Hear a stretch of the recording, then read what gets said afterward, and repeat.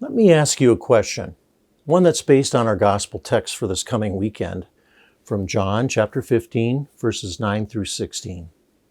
The question is this: what is friendship?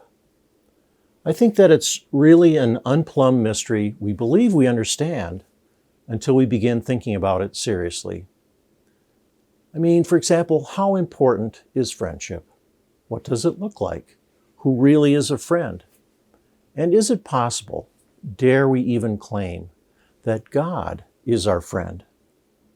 In our gospel text for this weekend, Jesus says something rather surprising to his first disciples and to those of us whom he still calls to follow in our time.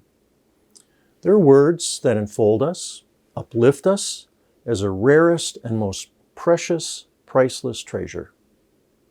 They're words spoken at Jesus' Last Supper, the night before he was crucified. Listen in. Jesus says, "I do no longer call you servants, because the servant does not know what the master is doing."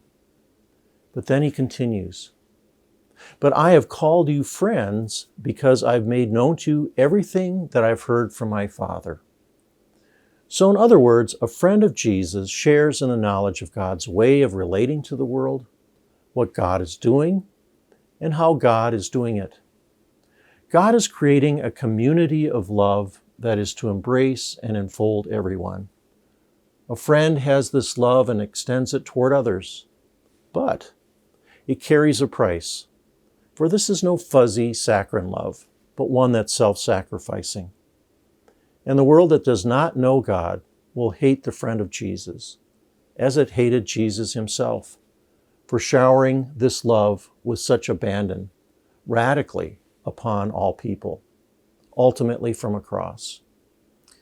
And so it's at the very heart of the gospel word for us in this text from John 15 that Jesus makes a point that's very, very clear. In verse 13, he says, "No greater love has a person than this, than to lay down one's life for my friends." Let me conclude with this brief story.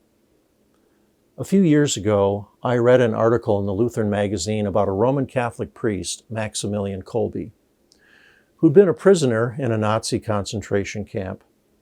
Father Kolbe volunteered to take the place of another inmate, a man who was married, who the Gestapo had arbitrarily chosen as one of 10 hostages to be starved to death as retribution for another prisoner's escape.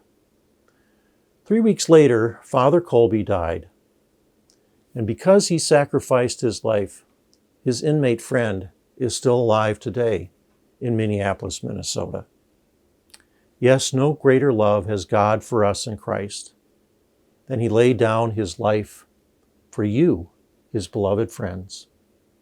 A love so amazing, so divine, for you. Come and join us for worship in person this weekend, either on Saturday night for Vespers at 5, or again on Sunday morning at 9 a.m., which is our traditional service, or again at 11 a.m. during our contemporary worship. These 2 Sunday worship services will also be live streamed on our YouTube channel, or you can join us at a regularly scheduled telecast on KSFY TV at 11. Dear friends, God's love and grace to you this day and always.